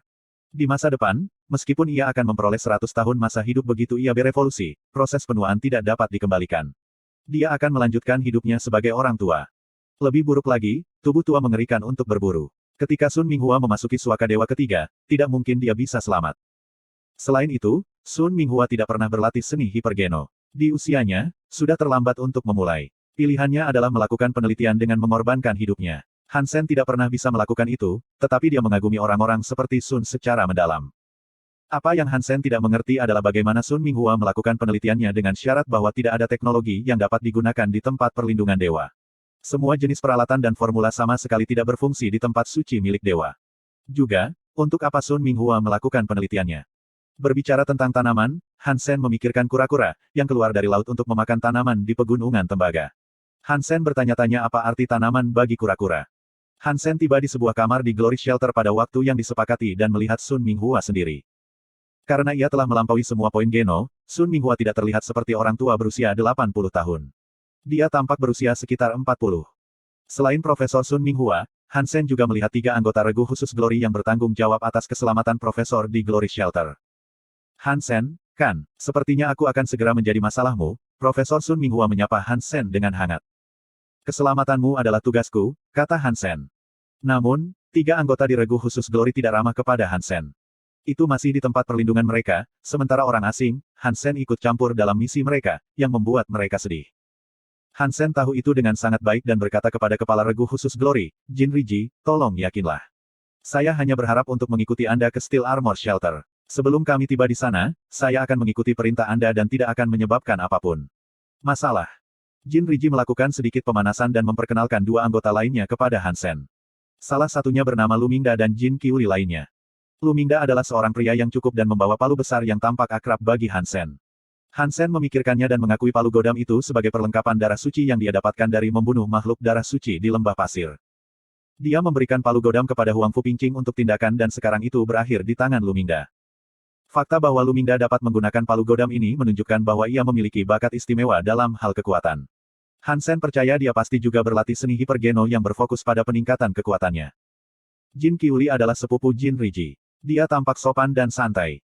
Meskipun ketiganya agak kesal tentang Han Sen bergabung dengan mereka lebih awal, mereka tidak bisa mengatakan apa-apa karena Han Sen telah mengajukan aplikasi yang disetujui oleh manajemen. Selain itu, Han Sen tidak menyebabkan masalah atau menyuarakan pendapat, yang membuat mereka merasa lebih baik. Sun Minghua tidak pergi ke Steel Armor Shelter secara langsung, tetapi perlu mengumpulkan beberapa spesimen tanaman di dekat Glory Shelter terlebih dahulu, yang akan memakan waktu sekitar 10 hari. Yang mengejutkan Han Sen, tujuan Sun Minghua adalah pegunungan tembaga. Profesor, mengapa kamu menjadi terobsesi dengan botani di tempat perlindungan dewa? Setelah mengenal Sun Minghua lebih baik, Han Sen tahu bahwa dia bukan seseorang yang sulit diajak bicara. Suatu malam, ketika semua orang makan malam di sekitar api unggun, Han Sen menyuarakan keraguannya. Sun tersenyum dan berkata, ini lebih seperti tradisi keluarga. Kakek dan ayah saya semua peneliti di bidang ini. Saya telah mengambil banyak pengetahuan tentang botani sejak kecil dan selalu tertarik untuk mempelajarinya. Han Sen merenung dan tidak mengatakan apa-apa. Dia tidak tahu bagaimana bertanya apa yang dia ingin tahu. Makhluk-makhluk di tempat perlindungan dewa dapat menyumbangkan poin geno bagi manusia, sementara tidak ada yang pernah mendapatkan poin geno dari memakan tanaman. Selain itu, sebagian besar tanaman berbahaya bagi tubuh manusia. Tampaknya Sun Minghua telah melihat dari benak Han Sen. Atau mungkin itu karena terlalu banyak orang menanyakan pertanyaan yang sama sebelumnya. Alasan saya mempelajari tanaman di Vesgas Sanctuary adalah untuk memberikan kontribusi kepada umat manusia, profesor itu tersenyum dan berkata. Makhluk di Suaka Dewa bisa memberikan poin geno, tetapi tanaman tidak bisa melakukan hal yang sama. Ada semua makhluk hidup, jadi mengapa mereka sangat berbeda? Han Sen menggelengkan kepalanya, karena dia tidak tahu. Sebenarnya, keluarga saya dulu belajar kedokteran, dan memiliki fokus dalam pengobatan herbal kuno. Kakek dan ayah saya percaya bahwa karena semua jenis herbal memiliki nilai medis, kami juga dapat mengambil manfaat dari tanaman di rumah dewa. Suaka, faktanya, kita semua tahu bahwa banyak tanaman berbahaya bagi tubuh manusia, tetapi ini membuktikan lebih jauh bahwa tanaman ini efektif. Sun Minghua melanjutkan penjelasannya. Bab 329. 3 dari Glory Shelter telah mendengar ini terlalu banyak dan tidak lagi tertarik, sementara Han Sen tertarik. 3 generasi dalam keluarga Sun Minghua telah melakukan penelitian yang luar biasa pada tanaman di Suaka Dewa pertama dan minat yang tersisa adalah untuk mengetahui apakah tanaman di Suaka Dewa dapat digunakan dalam pengobatan. Karena metode ilmiah tidak berhasil di tempat perlindungan dewa, keluarga Profesor Sun masih berhasil mencapai hasil besar dalam penelitian. Mereka terutama melakukan penelitian dengan mengamati reaksi makhluk setelah mengkonsumsi tanaman tertentu. Mereka juga akan memelihara beberapa makhluk untuk memberi mereka makan tanaman untuk menentukan efek dari berbagai tanaman. Tentu saja, makhluk berbeda dari manusia. Sebelum mereka melakukan percobaan subjek manusia, mereka tidak dapat mempublikasikan temuan mereka. Namun, Profesor Sun Minghua berbagi dengan Hansen tentang beberapa temuan mereka. Sebagai contoh, kakek Sun Minghua telah membuat pasta tertentu dari beberapa tanaman di Suaka Dewa, yang efektif pada luka luar. Bahkan, mereka memiliki banyak penemuan serupa, yang hanya diterapkan dalam ruang lingkup terbatas. Alasan utama adalah bahwa obat herbal yang mereka buat tidak jauh lebih baik daripada pria yang membuat obat di aliansi. Selain itu, efek sampingnya tidak diketahui, itulah sebabnya sulit dipromosikan. Hansen melakukan banyak percakapan dengan Sun Minghua di jalan. Hansen terutama ingin belajar beberapa akal sehat jika itu akan berguna di tempat suci dewa. Terlebih lagi, dia tertarik pada tanaman yang kura-kura pilih untuk dimakan dan bertanya-tanya untuk apa mereka bisa digunakan. Sayangnya, meskipun Sun Minghua telah melakukan penelitian selama beberapa dekade, itu hampir tidak cukup waktu untuk menjelajahi Suaka Dewa pertama. Hansen menggambarkan pohon buah untuk Sun Minghua, sementara Sun Minghua tidak tahu tanaman apa itu, apalagi efeknya. Namun, setelah mendengar tentang kura-kura dari Hansen, Sun Minghua berkata, dalam penelitian saya selama puluhan tahun, saya telah menyaksikan banyak makhluk memakan tanaman, meskipun mayoritas dari mereka tidak perlu makan tanaman. Menurut pengamatan saya, makhluk-makhluk itu tidak mengonsumsi tanaman untuk mempertahankan kehidupan seperti kita. Lalu untuk apa mereka memakan tanaman itu? Hansen mau tak mau bertanya. Saya telah banyak memikirkan pertanyaan itu, dan kesimpulan saya adalah bahwa tanaman itu mungkin membantu reproduksi mereka. Sun Minghua ragu-ragu dan berkata. Anggota regu khusus Glory tidak setuju dengan Sun Minghua. Mengapa tanaman membantu reproduksi? Bukan seperti tanaman itu Viagra. Namun, kata-kata Sun Minghua mengingatkan Hansen tentang penanam emas. Meskipun penanam emas tidak membutuhkan tanaman, ia mengkonsumsi banyak makhluk sebelum melahirkan bayinya. Hansen menebak, baik tanaman atau daging, semua makhluk perlu makan. Jika itu benar, Hansen merasa dia punya kesempatan. Mungkin kura-kura sedang makan untuk melahirkan juga. Jika itu mirip dengan penanam emas, ia akan menghasilkan esensi kehidupannya untuk memberi makan bayinya setelah melahirkan. Pada saat itu, Hansen akan memiliki kesempatan untuk merebut esensi hidupnya. Hansen baru saja mulai berlatih Overlord. Dia takut kura-kura itu akan kembali ke laut. Jika dia bisa merebut esensi kehidupan ketika kura-kura itu melahirkan, itu akan ideal. Hansen, apakah kura-kura yang kamu sebut masih di Copper Mountains? Sementara Hansen masih berpikir bagaimana cara meminta Profesor Sun Minghua untuk memeriksa kura-kura, profesor itu bertanya terlebih dahulu. Seharusnya masih di sana, tidak ada yang melihatnya keluar, jawab Hansen buru-buru. Baiklah, ayo kita lihat kura-kura, mungkin bermanfaat untuk penelitianku. Sun Minghua memutuskan jadwal. Pasukan khusus Glory tidak memiliki banyak keberatan. Mereka tidak berpartisipasi dalam kampanye untuk berburu kura-kura, tetapi mereka telah mendengarnya. Ada banyak makhluk di pegunungan Copper, tetapi tidak ada yang menakutkan. Menurut mereka, penyu tidak boleh terlalu berbahaya karena tidak cepat. Hanya Hansen yang tahu bahwa kura-kura itu memiliki kecepatan yang luar biasa. Hansen tidak mengatakan apa-apa tentang itu dan hanya ingin memeriksa kura-kura dari jauh. Selain itu, Hansen ingin agar profesor menentukan apakah kura-kura itu benar-benar melahirkan. Sun Minghua harus menjadi otoritas dalam hal itu. Sekelompok orang berbaris ke pegunungan tembaga. Sun Minghua memiliki fisik yang bagus dan dudukan darah suci, sehingga mereka memiliki perjalanan yang mulus. Hansen tidak memiliki banyak hal untuk dilakukan dan terus mengobrol dengan Sun Minghua. Sun Minghua telah menghabiskan waktu puluhan tahun melakukan penelitian di First God Sanctuary, sementara semua temannya pergi cepat atau lambat. Jarang seorang pria muda mendengarkannya seperti Hansen. Karena Hansen tertarik, Sun Minghua telah berbagi banyak hal. Sun Minghua melakukan penelitian untuk minatnya dan juga untuk memberi manfaat bagi umat manusia, jadi dia tidak menyembunyikan apapun dan mengajar banyak pengetahuan praktis kepada Hansen, seperti cara menentukan tanaman mana yang dapat dimakan dan tanaman mana yang beracun. Hansen menghafal semua informasi, yang mungkin menyelamatkan nyawa di masa depan. Setelah melakukan perjalanan di belakang growler emas, Hansen mengerti bahwa begitu dia meninggalkan tempat perlindungan, tidak mudah bagi manusia untuk bertahan hidup di alam liar. Setelah mencari di Copper Mountains selama berhari-hari, mereka akhirnya melihat kura-kura, yang sedang mengunyah tanaman merambat hitam dan coklat. Profesor, mari kita tetap di sini dan menonton. Jika kita semakin dekat, itu mungkin berisiko. Hansen menghentikan Profesor Sun Minghua yang sedang mendekati kura-kura. Sun Minghua mengerutkan kening dan berkata, ini agak terlalu jauh dan aku tidak bisa melihat apa-apa. Bisakah kita lebih dekat? Coba teleskop dulu. Berbahaya mendekat, kata Hansen. Apa yang bisa kita lihat dari sini? Pergilah, Profesor. Kami akan melindungimu, kata Luminda setelah melemparkan Hansen pandangan tidak setuju. Bab 330. Sun Minghua ingin lebih dekat dengan kura-kura. Jin Riji memeriksa jarak dan tidak keberatan.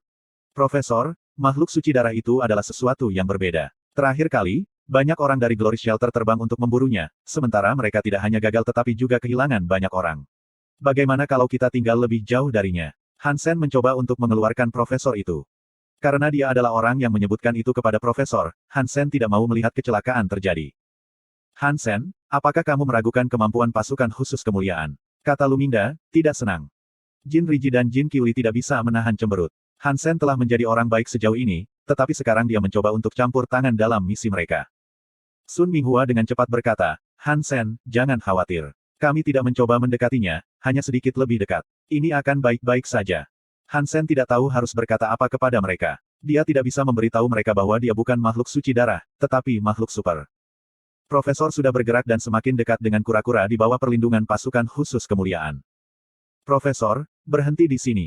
Kita benar-benar tidak bisa pergi lebih jauh. Hansen mengulurkan tangannya dan menghentikan profesor ketika mereka berada 1000 kaki dari kura-kura.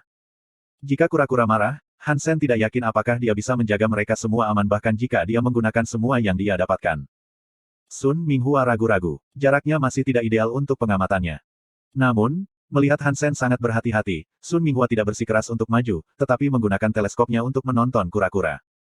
Sialan, Hansen, ini belum penampungan armor baja, kata Jin Riji serius dengan alisnya rajutan. Hansen, apa yang kamu katakan di awal? Mengapa kamu begitu mengendalikan sekarang? Lu Mingda berteriak. Hansen berkata dengan tenang, aku tidak bermaksud mengendalikan. Tapi profesor hanya ada di sini karena aku memberitahunya tentang kura-kura. Aku tidak bisa membiarkan apapun terjadi padanya, kalau tidak aku akan merasa sangat bersalah. Apa yang bisa terjadi padanya? Itu hanya makhluk darah suci. Kita tidak akan menyiagakannya, bahkan jika kita melakukannya, kita bisa menjamin keselamatan profesor. Dia bahkan tidak akan kehilangan rambut. Ini bukan urusanmu, kata Luminda dengan marah. Berada hanya 1000 kaki jauhnya dari kura-kura, suara Luminda mengingatkan kura-kura itu, yang berbalik dan mengarahkan pandangannya pada mereka. Hansen merasakan hawa dingin di punggungnya. Dia diam dan memperhatikan kura-kura itu. Luminda masih kesal dan ingin menambahkan sesuatu, tetapi Jin Riji juga memperhatikan gerakan kura-kura dan menghentikannya. Tiba-tiba, kura-kura itu menggerakkan keempat kakinya dan berlari ke arah mereka secepat burung. Merasa khawatir, Hansen dengan cepat berteriak kepada Sun Minghua, Profesor, lari. Meskipun Sun Minghua telah memaksimalkan semua poin genonya, ia tidak menghabiskan waktu berlatih bela diri dan tidak bereaksi cukup cepat. Ketika dia memanggil kudanya, kura-kura itu sudah berada di sebelahnya. Melihat seberapa cepat kura-kura itu, Jin Riji, Luminda dan Jin Qiuli tercengang. Ini bukan yang mereka dengar. Kura-kura ini bahkan jauh lebih cepat daripada dudukan darah suci. Ini hanya kura-kura. Aku akan menghancurkannya sekarang, teriak Luminda dan menabrak kura-kura itu dengan palu godamnya. Palu itu sangat berat, tetapi kura-kura itu bahkan tidak menghindar. Kecepatannya menjadi lebih cepat dan palu tersebut berakhir pada cangkangnya, bukan kepalanya, tempat Luminda membidik. Bang! Palu sebesar tong mengetuk cangkang kura-kura dan membuat suara logam. Ah! Lu Mingda menjerit. Palu godam adalah senjata yang merusak, sehingga menendang kembali jauh lebih kuat dari senjata lainnya. Lu Mingda telah menggunakan semua kekuatannya dalam serangan itu, yang gagal melukai kura-kura sama sekali. Di sisi lain, semua tulang di tangannya patah, palu itu diterbangkan menjadi batu dan meninggalkan lubang besar di sana. Tidak hanya Lu Mingda, bahkan Jin Riji dan Jin Qiuli terkejut. Mereka tahu seberapa berat palu itu. Dengan serangan keras oleh Lu Mingda, bahkan sebuah tank bisa diratakan. Namun, kura-kura itu bahkan tidak tergores, yang menakutkan. Hansen tidak berdiri diam. Dia segera melakukan tendangan. Itu bukan pada kura-kura, tetapi pada Lu Mingda yang masih berteriak. Lu Mingda ditendang selusin kaki jauhnya. Baik Jin Riji dan Jin Qiuli terkejut, tetapi mereka segera melihat kura-kura di mana Lu Mingda berdiri begitu cepat sehingga mereka bahkan tidak bisa tahu seperti apa leher kura-kura itu. Jangan berdiri di sini. Pergi. Melihat Sun Minghua membeku di atas tunggangannya, Hansen berteriak, berlari ke palu dan memanggil Ratu Peri. Jin Riji dan Jin Qiuli menjemput Lu Mingda dan ingin lari, sementara kura-kura itu menggigit Jin Riji yang paling dekat dengannya. Jin Riji tidak punya waktu untuk menghindar, tapi dia cukup cepat untuk memblokir gigitan kura-kura dengan pisau darah sucinya. Retak. Kura-kura menggigit bilah darah suci dan mematahkannya menjadi dua. Senjata suci darah dihancurkan seperti itu. Pasukan khusus kemuliaan hampir takut mati. Pisau itu adalah senjata darah suci dan mudah patah di bawah gigitan kura-kura. Tiba-tiba ada keringat dingin dan ingin lari.